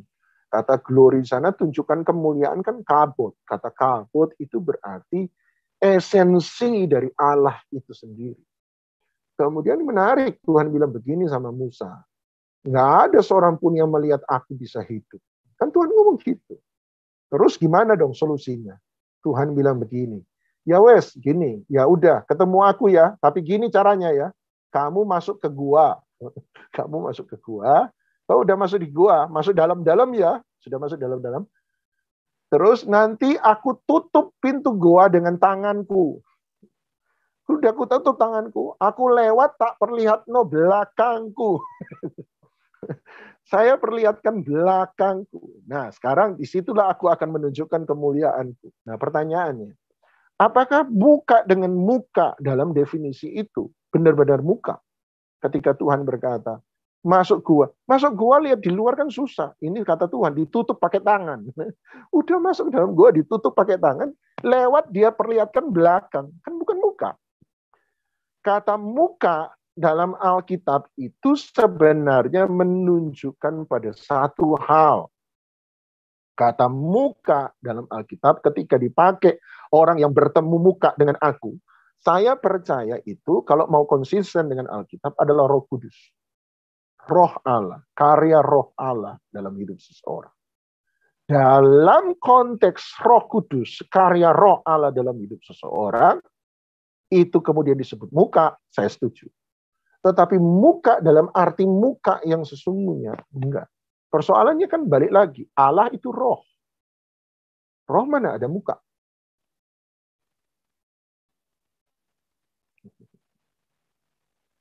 Gitu. Jadi buat saya gini, buat saya bahasa Alkitab itu banyak bahasa kiasan, bahasa puisi. Allah pribadi, loh ada muka, iya, dia bisa menunjukkan muka seperti apa. Tetapi dia roh, pada dasarnya roh. Ya roh itu bentuknya gimana? Ya roh. Anda dan saya gambarkan roh aja kan tidak jelas. Roh bukan setan, roh gentayangan loh ya. Genderuwo ada muka loh Pak, bukan genderuwo. Bukan. Tapi kita ketika bicara roh kan menjadi up. Maaf istilah saya. Menjadi abstrak. Menjadi abstrak. Ketika dia berkata, kiranya Allah menghadapkan wajah kepadamu dan memberikan damai sejahtera. Wajah di situ sebenarnya adalah wajah Allah dalam arti karya roh Allah. Karya roh Allah. Saya baru bahas itu dengan Cingin, saya berkata, ya ada dua. Ada hadirat Tuhan esensi, dan ada manifestasi hadirat Tuhan. Tiang awan, tiang api kan manifestasi hadirat Tuhan. Tapi pertanyaannya adalah, apakah Allah modelnya tiang awan? Enggak. Apakah Allah modelnya tiang api? Enggak. Tapi itu wujud Allah. Tapi apakah wujudnya Allah seperti itu? Juga enggak. Kan bingung kan? Jalan. Tapi ya itu, semoga Anda bisa nangkap. Jadi kata muka di situ sesungguhnya, jadi bagi Tuhan Yesus, Allah pribadi yang terlihat, itu nggak bisa. Nggak ada seorang pun lihat. Yohanes bilang kok Tuhan cuma lewat aja, Tuhan dia mau lihat begitu, dia bilang aku mati kok, dia berkata. Sampai dia menyentuh aku sehingga aku hidup kembali. Jadi memang agak susah ketika itu ditangkap, itu loh muka. Belum tentu. Sebab Alkitab bermain dengan bahasa-bahasa kiasan. Bahasa puisi. Bahasa abstrak. Terima kasih. Thank you Pak Doni. Cik Esther mau bacain? Ada yang lain yang mau bertanya? Teresia mungkin? Itu juga baru masuk. Ada lagi pertanyaan soalnya di chat. Dari Chance iPhone J. Bisa dibacakan? Oh iya. Ini pertanyaan titipan. Tuhan itu setia dan janjinya ya dan amin. Kalau misal seseorang dikasih janji, apakah pasti tergenapi? Misal ada seseorang yang dinubuatin dipakai buat kesaksian penginjilan Tuhan, itu terjadi sih, tapi kenapa hidupnya bagi keluarga dan sekeluarga nggak benar? Bagaimana tanggapannya Pak Doni? Tuhan berjanji, dia pasti akan menggenapi. Itu sudah pasti. Sebab dia berkata bahwa dia bukan manusia sehingga dia berdusta. Nah, persoalannya ketika semua nubuatan itu dimaknai sebagai sesuatu yang berasal dari Tuhan. Satu, itu akan menjadi masalah. Sebab kembali lagi saya setuju. Memang ada nubuatan dari Tuhan, ada nubuatan-nubuatan yang sebenarnya bukan dari Tuhan. Kan gitu. Itu harus jujurlah kita. Yang kedua, ada distorsi-distorsi dalam menyampaikan sebuah nubuatan. Yang kedua. Misalnya baru tadi misalnya ada peristiwa gini. Aku melihat engkau, dia bilang pada seorang bapak, aku melihat engkau. Tuhan akan memberkati gerejamu. Tuhan akan memberkati gerejamu, engkau akan melayani luar biasa. Gerejamu akan menjadi besar. Nah, kemudian kita bertanya dong, yang mendengar begitu. Emangnya si Bapak A ada gereja? Yang satu yang tahu jawabannya enggak. Adanya persekutuan doa misalnya. Adanya persekutuan doa. Oh, rupanya yang pendeta bernubuat, lihatnya mungkin ini gambaran saya. Lihatnya Bapak itu berdiri di depan, kemudian ada jemaat di sekitar dia. Kan gitu. Jadi dia anggap orang ini gembala, orang ini pendeta, padahal bukan pendeta. Distorsi-distorsi itu kan, itu adalah distorsi dari penterjemah, penyampai nubuatan. Si Jack Deere kalau nggak salah pernah juga cerita. Jack Deere bilang begini, satu kali dia itu dalam satu ibadah, itu mendengar Tuhan bilang begini, doakan mereka yang sakit tekanan, yang punya penyakit dalam tekanan darah. Aku akan sembuhkan. Nah, sama Jack Deere, itu kemudian dibilang begini. Saudara-saudara, ini ada 100 atau 200 orang jemaat. Dia bilang begini. Saudara-saudara, Tuhan baru kasih tahu saya. Mereka yang punya penyakit darah tinggi, angkat tangan, Tuhan akan sembuhkan. Waktu itu nggak ada satu pun yang angkat tangan. Padahal dia bilang dalam hati, penyakit darah tinggi kan penyakit umum. Nggak ada yang angkat tangan. Nggak ada yang angkat tangan. Dia bingung. Dia bilang, saya yakin ini dari Tuhan. Jadi saya percaya. Anda jangan malu. Anda akan menerima kesembuhan. Yang sakit punya penyakit darah tinggi, angkat tangan. Saya akan doakan Tuhan akan sembuhkan. Gak ada yang angkat tangan. Sampai akhir ibadah, ini 100-200 jemaat. Dia bingung. Selesai akhir ibadah, dia mau pulang, dicegat satu jemaat. Satu orang ibu, dan ibu itu bilang, Pak, saya ini tadi mau minta didoain, Pak, sama Bapak. Saya percaya Tuhan akan sembuhkan saya. Cuma Pak, tadi kan Bapak tanya, siapa yang punya penyakit darah tinggi? Nah Pak, saya ini punya penyakit darah rendah. Jack Deere baru ingat, Tuhan cuma bilang gini, panggil orang yang punya masalah tekanan darah. Aku akan menyembuhkan dia. Sama Jack Deere, kalau orang punya masalah kesehatan tekanan darah, yang paling umum tekanan darah. Makanya sama dia ditafsirkan, siapa yang punya masalah tekanan darah tinggi. Tuhan bilang tekanan darah. Dia menafsirkan tekanan darah tinggi. Ternyata dari 100 orang nggak ada tekanan darah tinggi. Dia bilang itu aneh. Itu penyakit umum. Nggak ada yang sakit darah tinggi. Yang ada cuma satu orang penyakit tekanan darah rendah. Baru dia sadar. Dialah yang salah menafsirkan apa yang Tuhan katakan. Jadi memang ada dua problem utama. Satu, orang itu menyampaikan apa yang bukan dari Tuhan. Tetapi menyebut itu nubuatan. Nomor dua, orang yang menyampaikan salah menafsirkan apa yang Tuhan katakan. Baru nomor tiga, persoalan waktu Tuhan. Tapi dua yang utama ini menurut saya menjadi persoalan-persoalan besar dalam nubuatan hari ini. Jadi buat saya harus tanya dulu, ya Tuhan menepati janjinya. Amin, haleluya. Dia bukan pribadi yang berdusta. Ya, tapi persoalannya ketika nubuatan dimaknai sebagai suara Tuhan, kita kan harus hati-hati. Satu, apakah itu memang benar-benar dari Tuhan? Nomor dua, apakah tidak ada distorsi dalam menyampaikan itu dari sang pemberita nubuatan, pembawa nubuatan? Tiga, ya persoalan cara dan waktunya Tuhan. Cara dan waktunya Tuhan. Kita kan nggak tahu. Persoalan cara dan waktunya Tuhan. Hari ini mungkin sebagian dari nubuatan tergenapi, sebagian dari nubuatan lagi tidak tergenapi. Belum tergenapi. Ya, proses, kita nggak bisa langsung berkata, oh sudah selesai. Dia sementara berproses dengan orang itu. Semoga bisa memberi sedikit jawaban lah. Berkontribusi dalam pemikiran, dapat menjawab sedikit unek-unek dari yang bertanya. Terima kasih, Tuhan memberkati. Ya Pak, saya menambahkan sedikit, saya pernah dengar cerita juga, kadang orang salah menafsirkan nubuatan juga Pak. Jadi yang saya pernah dengar cerita, itu ada seorang gadis yang nubuatan bahwa Desember dia akan mendapatkan berkat yang besar. Nah, dia pikir berkat itu adalah jodoh karena selama ini dia berdoa dan bergumul untuk jodohnya. Tapi setelah ditunggu-tunggu sekian lama nggak terjadi, akhirnya dia kecewa dan Tuhan bicara lagi melalui satu hamba Tuhan lain.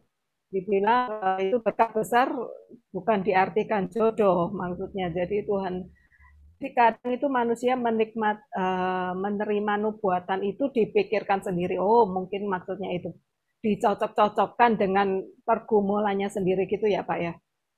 Ya, bisa. Bisa terjadi gitu ya Pak ya? Yang hamba Tuhan yang menyampaikan nubuatan bisa distorsi, kita yang menerima nubuatan juga bisa mengalami distorsi. Setuju? Bisa. Oke, ada yang pertanyaan yang lainnya lagi? Sekedar menambah soal nubuatan. Buat saya nubuatan itu yang paling penting. Sebenarnya kan bukan bicara masa depan. Buat saya gini, nubuatan dalam arti sesungguh-sungguhnya, saya ini sering ditanyai radio Batra Yuda. Dan pertanyaan saya sedikit buat saya agak pilih kasih. Saya ini ditanyai yang supranatural begini. Pak Guana rekan saya ditanyai soal berkat. Saya itu ditanyai soal kutuk. Ada teman saya ditanyai tentang cinta pada pandangan pertama.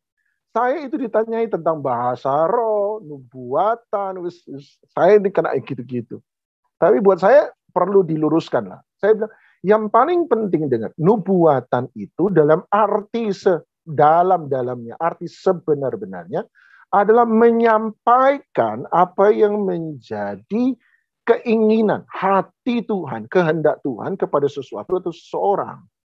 Apakah itu dalam bentuk peristiwa masa lalu, masa sekarang, atau masa yang akan datang, itu enggak tahu. Tapi yang paling penting, nubuatan itu tidak melulu masa depan. Kalau melulu masa depan namanya kan ramalan, bukan nubuatan. Cuma itu bicara tentang hatinya Tuhan, kehendaknya Tuhan disampaikan kepada seseorang. Apakah keadaannya hari ini? Apa keadaannya yang akan datang? Atau keadaan masa lalu? Kan bisa orang bilang, masa lalu kan rusak, hancur, keluargamu gini. Itu kan kemudian waktu itu pas, baru kemudian berkata, tapi Tuhan mau supaya kamu sungguh-sungguh. Kamu datang pada dia, datang dengan hancur. Engkau harus belajar bergantung pada dia. Itu nubuatan, tapi tidak bicara masa depan. Dia bicara masa lalu. Tapi tetap nubuatan, karena menyampaikan hatinya Tuhan. Jadi buat saya, yuk mari dihilangin pikiran bahwa nubuatan sama ramalan itu sama. Enggak. Ada istilah bahasa Inggris sedikit bagus. Nubuatan itu bukan foretelling, ramal.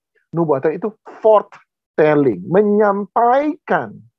menyampaikan kepada seseorang, itu foretelling, apa yang menjadi kehendak Tuhan dalam hidup orang itu. Terima kasih, tambahan saja, Tuhan memberkati. Ya Pak, ini ada pertanyaan lagi Pak.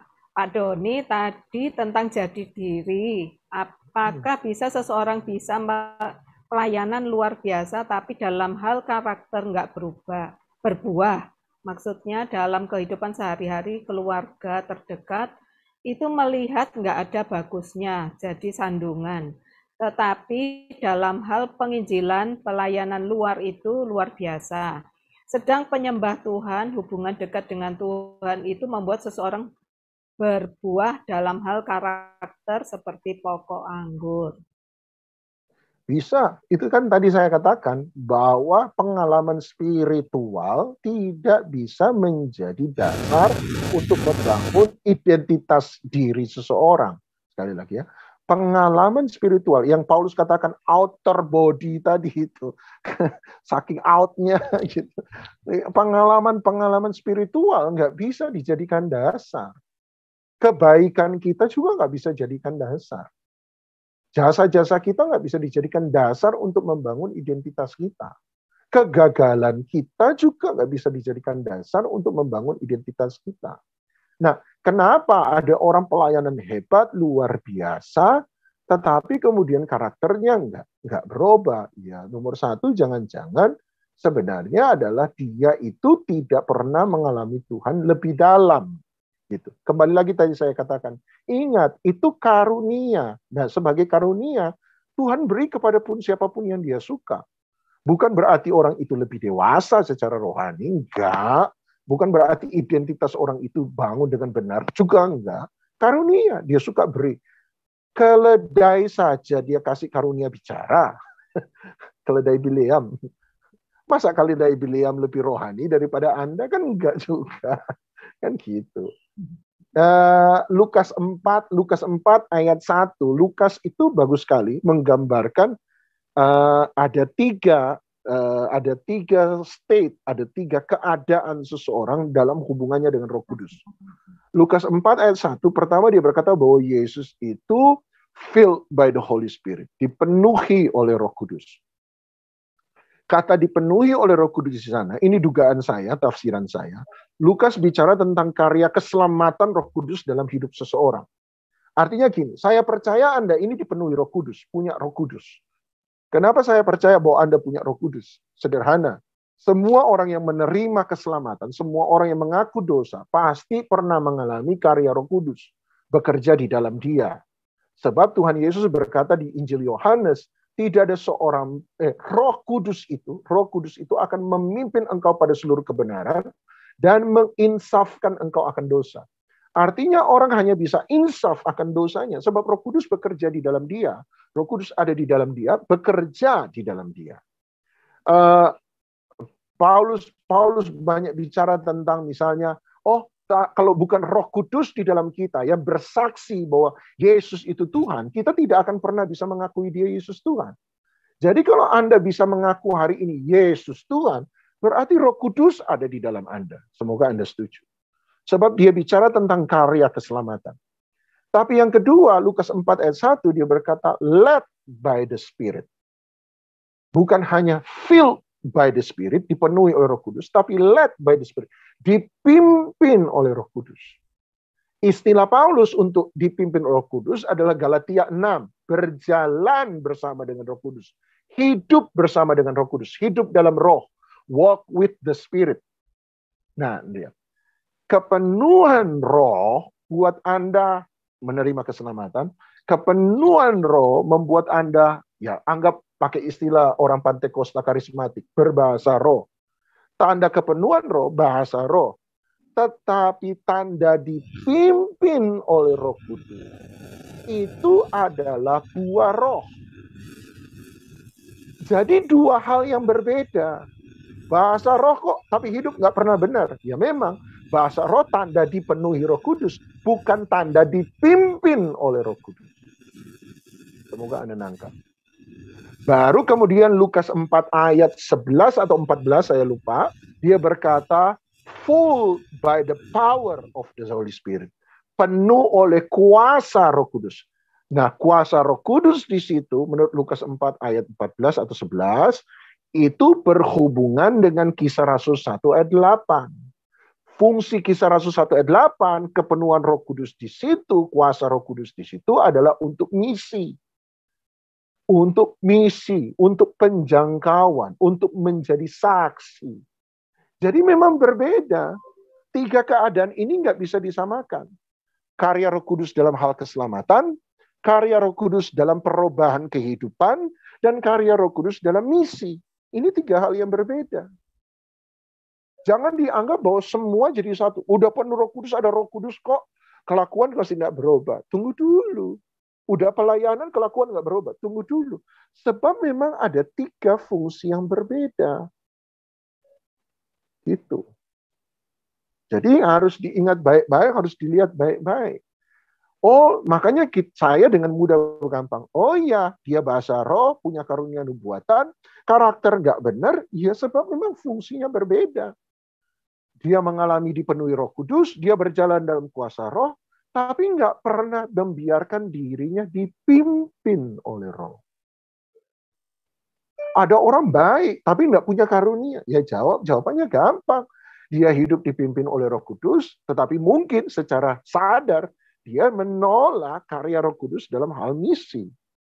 Makanya enggak, yang penting baik, misalnya begitu. Ya makanya karunia-karunianya tidak teraktifkan. Itu aja. Gampang kan? Sebab ada tiga fungsi yang berbeda dalam Alkitab.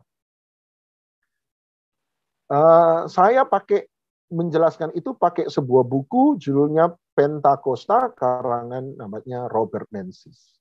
Robert Menzies membedakan pemikiran Pantekosta tentang Roh Kudus dengan pemikiran Pantekosta bagi mereka pemikiran Roh Kudus bagi mereka yang bukan aliran Pantekosta karismatik.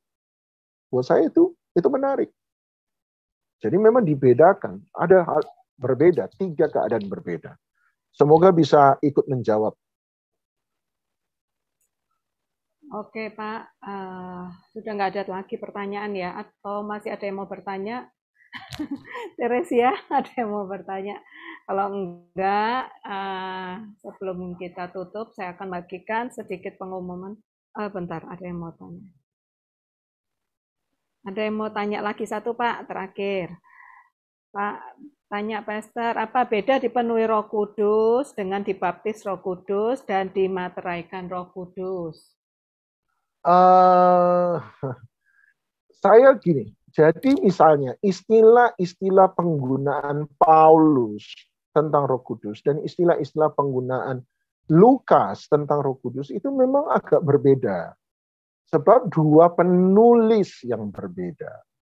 Misalnya ketika Lukas kemudian menggunakan kata dipenuhi Roh Kudus, ya satu tadi bisa bicara tentang karya keselamatan. Nah, Paulus itu lebih banyak bicara tentang karya Roh Kudus dalam hal keselamatan. Kalau baca suratannya Paulus, karya Roh Kudus dalam hal keselamatan itu memang tulisan-tulisannya Paulus. Kenapa? Sebab suratan Paulus adalah suratan yang bersifat pastoral. Karena bersifat pastoral, maka dia tentu saja akan lebih banyak bicara soal keselamatan. Keselamatan. Dan yang kedua, karena bersifat pastoral, dia itu banyak membicarakan tentang karya Roh Kudus yang kedua, tentang pembentukan manusia rohani. Makanya Paulus yang menggunakan istilah manusia Allah kan Paulus. Yang menggunakan manusia rohani kan Paulus. Manusia daging, manusia duniawi kan penggunaan itu ada pada Paulus. Sebab konsentrasi yang kedua Paulus memang ada pada pembentukan manusia rohani. Lukas itu penekanannya ada pada misi. Ada pada misi. Makanya Injil Lukas dan Injil Lukas dan Kisah Para Rasul itu memang bicara soal misi, power evangelism. Nah sekarang, kata penuh Roh Kudus oleh Lukas dan kata penuh Roh Kudus oleh Paulus kan menjadi berbeda. Sebab pemikiran yang berbeda. Sebab konsentrasi yang berbeda. Nah kalau ditanya penuh Roh Kudus menurut siapa? Kata meterai Roh Kudus kan penggunaan Paulus, bukan penggunaan Lukas. Kata penuh oleh Roh Kudus ketika Paulus gunakan dengan kata Lukas gunakan kan berbeda. Tadi saya misalnya mencoba perbedaan. Ketika Lukas menggunakan kata led by the Spirit, dipimpin oleh Roh Kudus.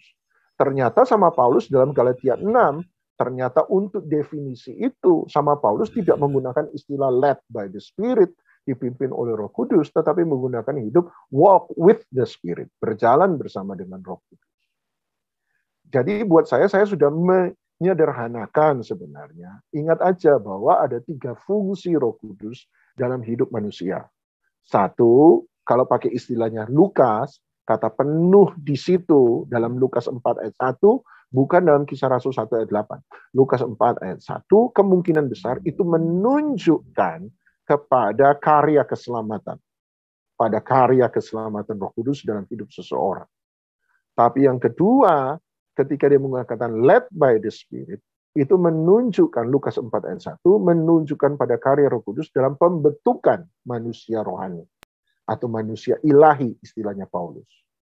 Yang ketiga, ketika Lukas 4 ayat 11 atau 14, dia menggunakan kata the power of the Holy Spirit, berjalan dalam kuasa Roh Kudus. Kemungkinan besar itu menunjuk pada fungsi misiologi atau misionari yang dikerjakan Roh Kudus dalam gereja. Istilah boleh berubah, tapi sepanjang pengetahuan saya, fungsi ini tetap terbagi menjadi 3. Apapun istilahnya.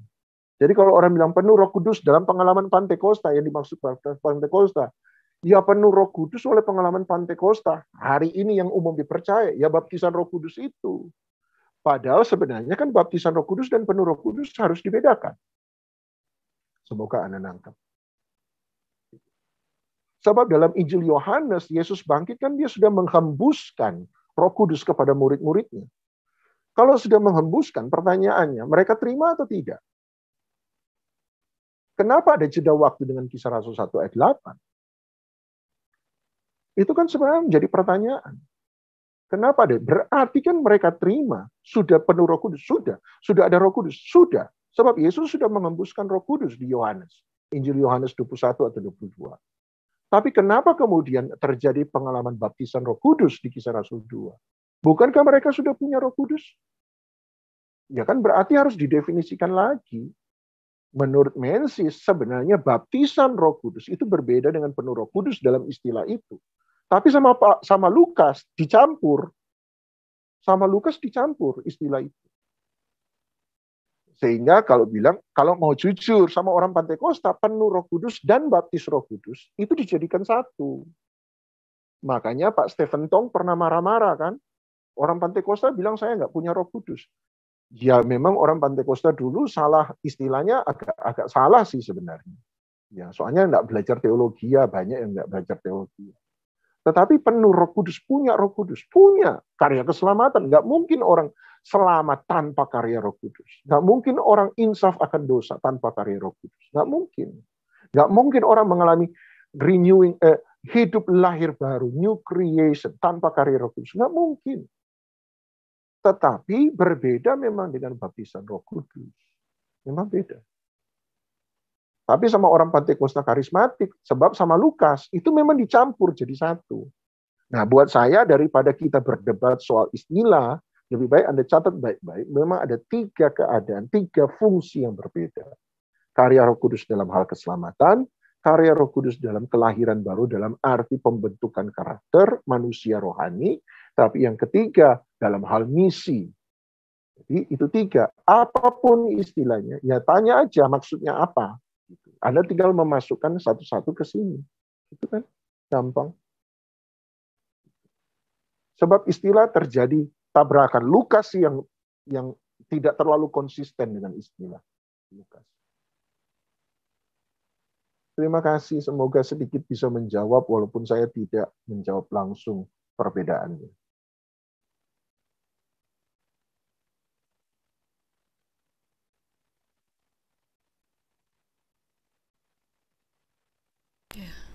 Bu Esther, Pak Doni sudah?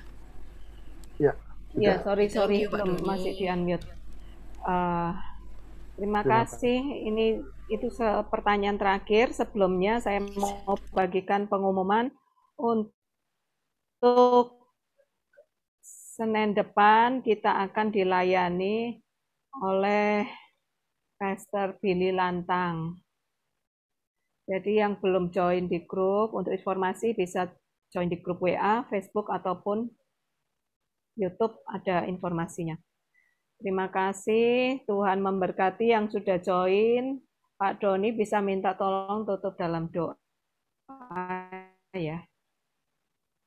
Ya, baik. Terima kasih. Terima kasih semua atensi Anda. Sekali lagi, jangan biarkan keadaan kita, keberhasilan kita, kesuksesan kita, apa yang kita miliki, mendefinisi siapa kita. Berarti jangan juga membiarkan kegagalan kita, kehancuran kita, keadaan yang terpuruk kita juga mendefine siapa kita. Jangan biarkan pengalaman-pengalaman rohani kita juga mendefine siapa kita. Kita hidup ini hanya bisa didefinisikan oleh 2 hal. Perjalanan kita bersama-sama dengan pencipta kita. Itulah real life kita. Itulah orang yang berjalan bersama dengan Tuhan. Yang kedua, menjadi gambar Allah. Oleh sebab itu menjadi gambar Allah bagi siapa saja. Kalau anak kita belajar tahu siapa Allah sih, siapa Yesus sih, seharusnya mereka belajar dari kita. Kita harus menjadi gambar Yesus bagi mereka. Kasih Kristus, keadilan Kristus, kesetiaan Kristus. Dan satu titik saya berdoa, Bapa, hamba datang kepadamu, hamba berdoa satu hal. Hamba berdoa, biarlah kerinduan yang sama seperti Abraham ketika berani mempersembahkan Ishak kepadamu. Biarlah engkau temukan dalam kami. Di mana engkau berkata, aku tahu sekarang bahwa engkau yarah, engkau takut kehilangan aku. Engkau nggak pernah mau berpisah dengan aku. Engkau berani meletakkan segala-galanya. Bukan karena itu tidak menyenangkan. Bukan karena itu tidak berharga. Tetapi karena engkau melihat bahwa, karena kami melihat bahwa cinta kami dengan engkau, perjalanan kami dengan Tuhan, jauh lebih indah daripada semua. Biarlah sama seperti lagu berkata, di hadapan engkau keindahan dunia menjadi redup. Biarlah di hadapan engkau segala sesuatu menjadi rendah. Engkaulah kerinduan kami terbesar. Engkaulah keinginan kami terbesar. Sehingga kami kudus, bukan sebagai perintah agama. Kami kudus, supaya kami bisa tetap jalan dengan engkau. Kami setia, kami benar, kami kasih. Bukan karena perintah agama, Tetapi kami ingin berjalan bersama-sama dengan Engkau. Hamba berdoa lepaskan berkat bagi teman-teman yang ada di Kingdom Fire Community. Tuhan, Engkau tolong dalam nama Yesus. Engkau jamah teman-teman yang terlibat aktif. Setiap teman-teman yang terlibat secara hari Senin, biarlah selalu diberkati oleh hamba-hamba Tuhan yang luar biasa. Firman-firman Tuhan yang luar biasa. Tapi terutama hati dan penyembah. Hati seorang penyembah itu ada di tempatmu. Bukan soal bagusnya lagu. Bukan soal hebatnya sebuah acara. Tapi biarlah ya apa yang kami perbuat hanya untuk menyenangkan Engkau. Terima kasih Tuhan. This is my real life. Itulah hidupku yang sesungguhnya. Oleh sebab itu berkati kami semua. Kami akhiri malam ini dalam hadirat. Bangun besok pagi dalam keadaan tubuh sehat diberkati oleh Tuhan. Hidup untuk memuliakan Tuhan. Mulai dari hari ini sampai selama-lamanya. Terimalah segala berkat daripada Allah Bapa. Cinta kasih sayang daripada Tuhan Yesus Kristus. Persekutuan, penghiburan, kekuatan, sukacita, damai sejahtera, urapan daripada Roh Kudus. Kemenangan Roh Kudus menjadi bagian dalam kehidupan kita. Malam ini sampai selama-lamanya. Dalam nama Tuhan Yesus kami sudah berdoa. Amin, amin, amin.